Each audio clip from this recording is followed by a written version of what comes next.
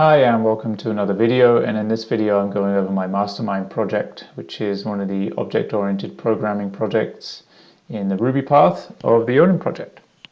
So this is the project page here. They give some basic instructions of what you need to do to achieve this, but really it's kind of left up to you on how you want to figure it out. They set some basic parameters in how you want to build the game and making it player versus machine, but also giving the human player the option whether or not to be the code maker or code breaker. And so this was a really challenging game to build, and I think is probably one of the more challenging projects so far in the Odin project. And this one really tests your knowledge of object-oriented programming, and I think is an excellent way to kind of nail down those concepts. And I think once you've achieved this game, you'll feel like it's a good feather in your cap, just like with every other Odin project. They're all quite challenging, but this one is, again, it's something that's like another door that's been opened, or another step up the rung towards your goals. So let's take a look. Well, here's my repository on GitHub, and I just wanted to show you this very briefly because I don't recall ever going over your README files, but it's definitely a good idea to have a write-up to say what the project is, the concepts that we used, why you took the approach you did, any things that you would change, and putting a live link as well. I have a game still here, but you could go one more and actually put in a GIF of gameplay, because a lot of people aren't going to be checking your replit and waiting for it to load and clicking run and then going through it that way. If you have a GIF of gameplay, it just makes it a lot easier for that person to see. Okay, let's look at the gameplay here briefly. So I've got some basic instructions up front saying that this is Mastermind, where there's a code breaker and a code maker, and it's you versus the machine. The code is a 4-digit code with numbers 1 through 6, where duplicates are permitted. And the code breaker has to guess the code in 12 turns, and they do receive hints. So a match hint is when you have the correct value with the correct index in the array, and a partial is when you have the correct value but it's at the wrong index. And you'll see here the way I have my partial method set up, it's not that great. It's a little tough to interpret, and I think you'll see what I mean when an instance shows up below here, and we'll look at that we'll look at that method with a little more detail as well when we go through the code. But here, let's see, I'll be the code breaker first, enter 1, and I like to enter all the same number. So we can see here I have 1 match and 3 partials, and this is what I'm talking about with my partial method. What it's doing here is it's taking that one that's a match and then comparing it to the other 3 indexes to say, oh, okay, well, you've got the right number but the wrong index. So it doesn't really tell me much, and is not quite in the spirit of the Mastermind game, and that's something I would refactor again if I was to rewrite this. So I'm just going to go 1, 1, 2, 2. So I still have a match here, but we only have 1 partial here. So what does that tell me?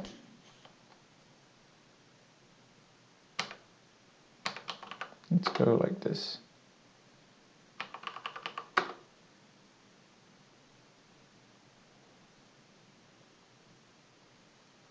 So what we see here is that the match is going to be, the 1 is going to be in this position here. And because we have no other values that are matches, and the partials reduced with the use of 2s, we know there's no 2 in this code. So let's go 1, 3, 3, 3. There's no 3s.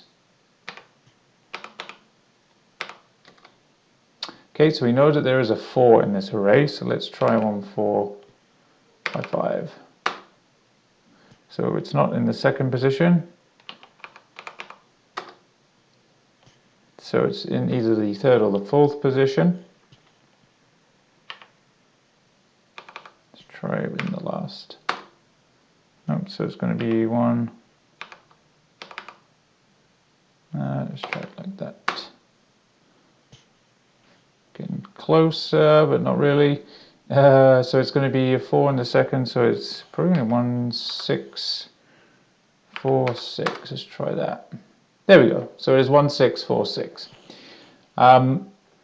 And the reason I knew that is because I had tested each other number before, both 2s, 3s, and I did find a 4. There were no 5s, so that only left 6 6s and 4s.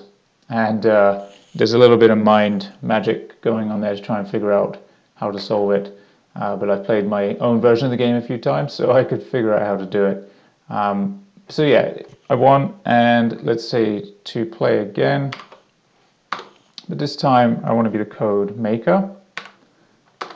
And let's enter, let's go 2, 6, 3, 4.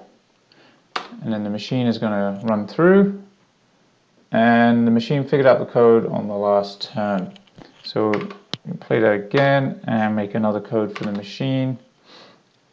And you'll see here that the matches and partials, they are showing up. But that's really just for the player to see. The machine is not using these. The AI that I used is very, let's say, it isn't very complex, and I'm giving the machine a lot of hints in figuring out this code.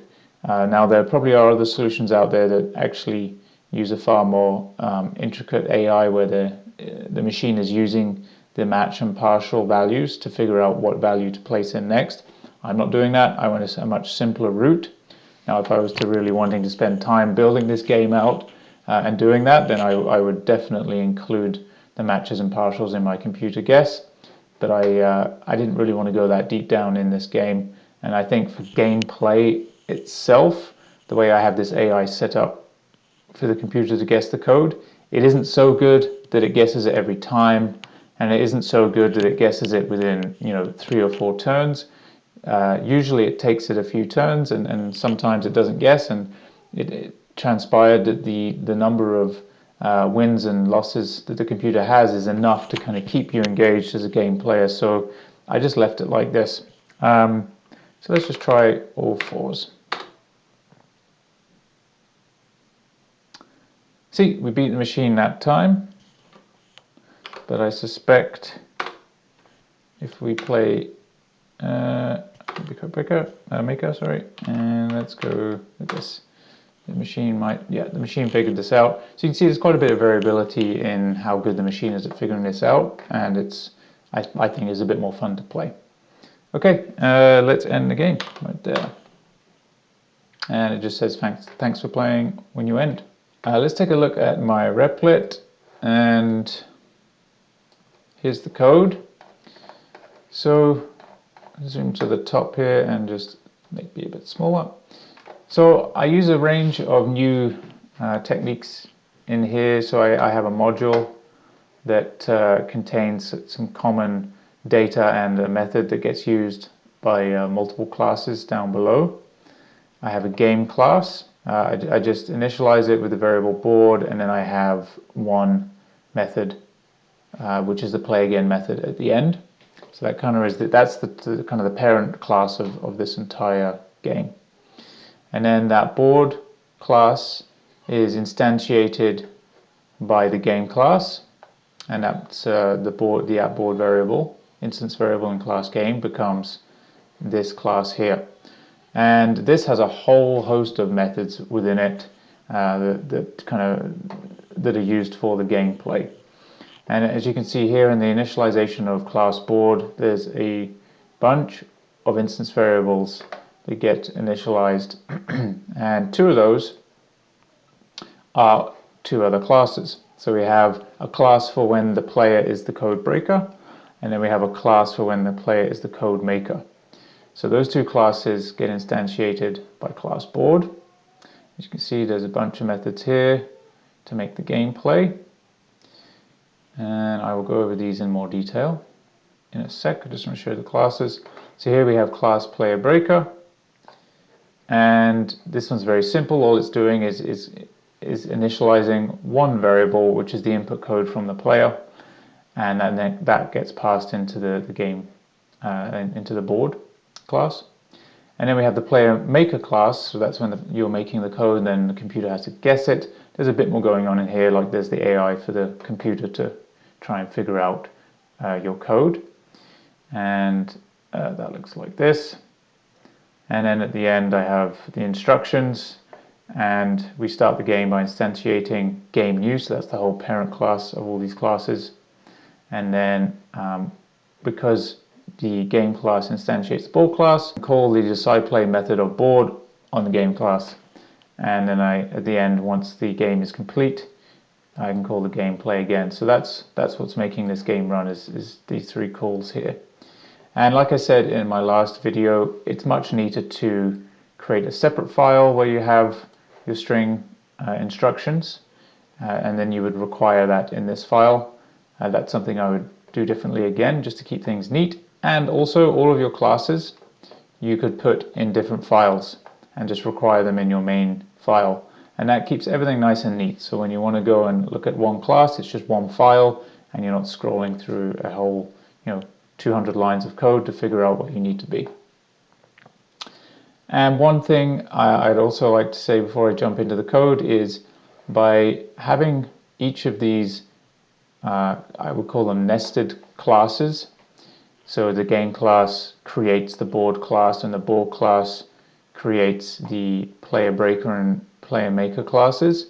That allows me to pull both data and methods from those child classes, and that just helps to make when you're writing your code, it just helps make things a lot easier when you can access the data and methods from those child classes. It doesn't go the other way, but it goes down. It goes from parent to child. The parent can access the child data and methods.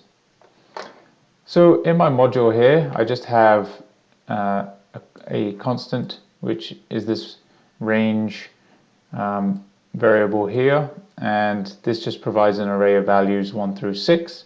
So that's what's being used by the computer to either make a code or try and guess your code.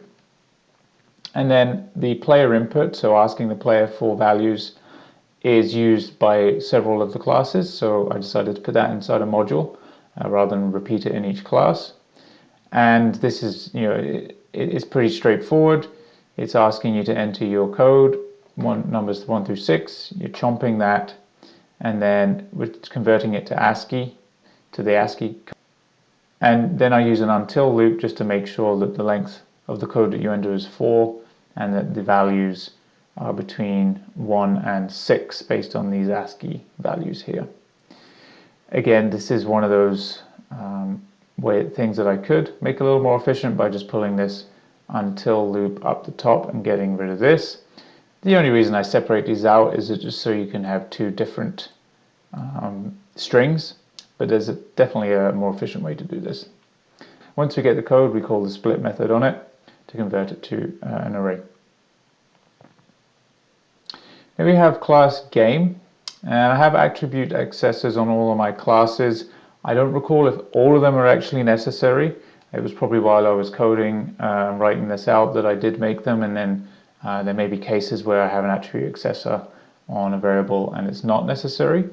But if you refer to the documentation, the attribute accessor is a very handy way to basically shorthand create methods that help you get and set data from within a class so that you can access that data from outside the class. Okay, so when we initialize the game class, we are creating an instance variable at board, which is equal to the board.new class. So it's equal to a new instance of the board class. And now I just have a play again method here. So it's enter yes to play again or no to end, getting the answer and chomping it. And then if the answer is yes, or so uppercase Y or lowercase y, then you're going to create a new board, which kind of wipes out the old game. And then we're going to run the decide play method. So that's asking whether or not you want to be code maker or code breaker, and it continues from there when we run the play again method. Else, if you don't put Y, you put anything else, then it's going to say thanks for playing. And it's assuming you've ended the game. Okay, looking at my notes here, so the board class instantiates the player maker and player breaker classes, and it has methods for setting instance variables, evaluating guesses, winners, and executing the game. And so class board here includes the common module, so we're going to be using that array of values and the method there to solicit input from the player. And I have some attribute accessors on the maker board, turn count, and breaker variables. So when the board class is initialized, there's a bunch of instance variables that are also being initialized with it. So we have an empty array for maker board and breaker board. We have a winner set to false. We have the matches and partials, and then we have a variable for player breaker and player maker, which each are instantiating the player breaker and player maker classes. And it's also going to ask you to enter in 1 or 2 to be the code maker and code breaker, and that's going to be set to player choice using gets.chomp, and then we set the turn count equal to 1. And again, I'm not a fan now of putting strings and text within your code. I think that this could be set in another file that you require in this one, and you just call a method from that file to put this text in, rather than having it in the middle of your code here. So if the player is the breaker, then we're going to set these instance variables, and this variable at breakerboard is equal to player breaker, which is this instance variable here. It's equal to its player input code. So that's going to be the input code from this player breaker class. Whereas if the player is the maker, then we set these instance variables. So the maker board is equal to the player input code, and the breaker board is equal to the AI input code of the player maker class. Okay, so the computer then generates a code. So def computer maker, this is when the computer is making the code.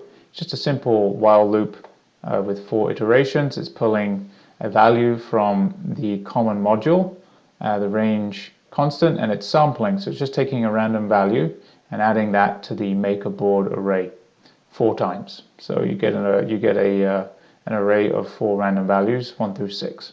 We have a method here to check the winner to see if there's a correct code guess. So if the maker board is equal to the breaker board, we set the turn count to 13, which is going to end the game loop, and set the winner to true. And then we have a method here to check the partials, and this is a method I would rewrite here because I find it a little confusing in the game, to be honest. I know what it means, but I think it would take somebody a few tries to figure out what exactly the partial hints are telling them. And you can see why the hints are the way I have this set up. Basically, we have match and partial equal to 0 each time. So that's resetting from the last value that was put in there, it's setting them to 0. And it's got a nested each with index call on the maker board and the breaker board. So we're comparing the breaker board to the maker board. And if you recall with nested each with indexes, it's comparing each value. So we have 2 arrays of equal length, and it's going to compare the first index in one array to all the values in the other array, and it's going to compare the second index to all the values in the other array, and so on. So what it's doing is it's comparing every value in the second array to each index in the other array. And that's why I get these wacky partials the way they showed up within the game. Because each time that there is, let's say for example, if the value is equal and the index is equal, then the match is +1, and that makes sense, right? That bit works fine. It's this partial bit that I'm not a big fan of, and that's saying that if the value is equal and the index is not equal, then we're going to add 1 to the partial variable. But it ends up with these wacky numbers like I was showing, which are a little hard to decipher. And it's not really in the spirit of the Mastermind game. Mind you, I never played Mastermind growing up. I'd never played it in my life, so I wasn't being too faithful to what the game was doing exactly. And then I just have the output here of the match and the partial, which shows up on the screen like this. Okay, and then we have a method here to declare a result. So if you recall above, we're checking if there's a winner each time with this method, check winner, and then that gets used down here depending on the variable that gets set within this check winner method. So down here we have a case statement. So case player choice, looking at the player choice, when it's 1, so that means that the player is the code breaker. If the winner is set to true or is equal to true, then put congratulations, you solved it. Else, if winner is false, then put the code was, and it shows you the code, and better luck next time. Else, if winner is equal to true, then put the machine figured it out, otherwise put you beat the machine. Okay, so that else comes in with, obviously, if it's not 1, it's going to be 2 that you're entering. So that means that you are the code maker. Then we want to determine which play method to execute once the game started. So we decide the play method, and we have another case statement here. So when the player choice is 1, we execute the play player breaker method, else we play player maker method. And these are defined below here. And because there are 2 ways that you can play this game, you're either the code maker or the code breaker, we actually have 2 separate game loops. So this is the first game loop here. It's called play player breaker, and that's obviously when you are breaking the code or trying to. So we call the computer maker method, which gets the computer to create a random code. And then we loop, we have an until loop here. So until the turn count is greater than or equal to 13, you are going to put the turn count, or put S the turn count into the terminal, and we're going to call these methods here. So we're going to call player breaker.player input, so we're going to be getting your input, and then we're going to be calling the player is breaker,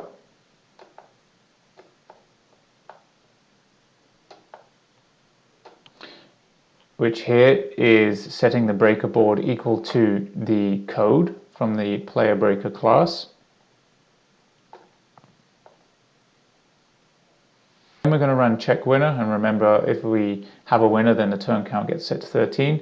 But if we don't have a winner, then as long as the turn count is less than 13, we're going to continue playing.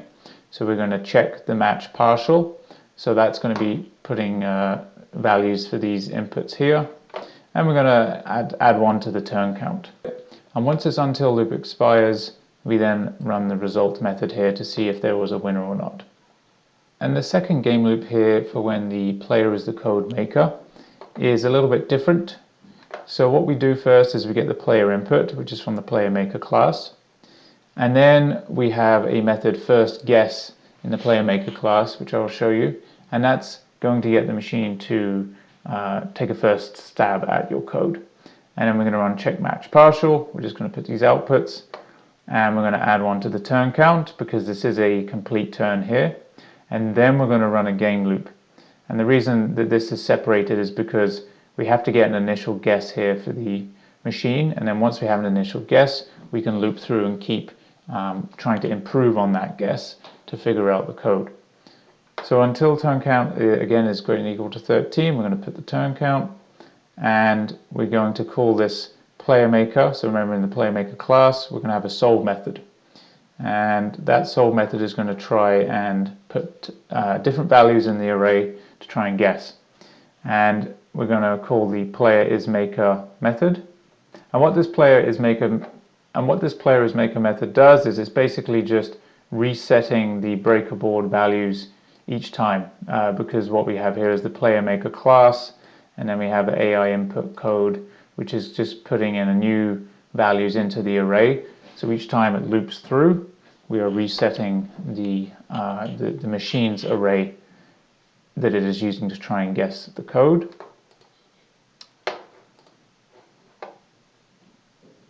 And then we check for a winner to see if there is a winner. And if there's no winner, we check the match and partials to output it on the screen. And we add 1 to the turn count. And I just have a sleep here of a quarter of a second, just so it's not happening instantly and the game's over. It's a bit more, fun, and it's better for user experience if it seems like the computer is trying to guess and think, whereas in reality it's going to run through this very quickly. And once this loop is completed, we end the loop and we look at the result to see if the code was guessed or not. Okay, and here are the other classes that were referred to above. So here we have the class player breaker, and all this is doing when it's initializing is setting an instance variable player input code, which, if you recall, was used above. And then we have a player maker class, which also uses the common module, and has a couple of attribute accessors set. And then we have a couple of variables, instance variables in the initialize here. So we have the player input code and the AI input code, which were referred to above. And so first we need to make a first guess. So what the computer is doing is it's pulling a random sample from common, just like it was doing when the computer was the code maker. However, what I'm wanting it to do is just pull one value and add that 4 times. So just how I enter 4 values of the same to try and give myself the best chances of finding a match, I get the machine to also do that. So it will enter, 4 ones or 4 sixes, for example. And it's going to tell you, it's going to output that to terminal to show you what that code is that it's guessing. And then once it enters the until loop in the game loop, we call this solve method for the machine to help it figure out the code. And as you'll see in this method here, I am really giving it all the help that it can get, because it can actually see the player input code array. So what I'm doing here is we have an empty array new guess, and then we're going to loop through the existing arrays. So that's the player input code and the AI input code arrays. We're going to loop through these 4 times. So we're just using a while loop starting at 0 until it's equal to 3. So we're saying if the code that you enter, so what we say is if the value and index that you're entering, so then what we do is we compare the value and index of the player input code to what the value and index is in the first guess from the computer's array. And if they are equal, then we're putting these values at that index into the new guess array. Otherwise, what we're going to do is we're going to pick a random number and add that to the new guess array. So basically all it's saying is if the player input code is 1122 and the AI input code is 1156, well, those first 2 values, 1, 1, are going to be put straight into the new guess, and then it will guess a new random value for the 5 and the 6 because they're not equal. And then it's going to set the AI input code to the new guess array, and it's going to output that to the screen. Okay, hopefully that makes sense. This is a pretty complex game to just go through like this. I could have perhaps explained it in a slightly different order to help you make sense, but by all means, you can check the GitHub repository in the YouTube video description, and you'll have a link there. You'll be able to see the code, you'll be able to run it and see how it works. This is a challenging one, but if you have any questions, comments, suggestions, please put them down below, and have fun with this one. Okay, goodbye.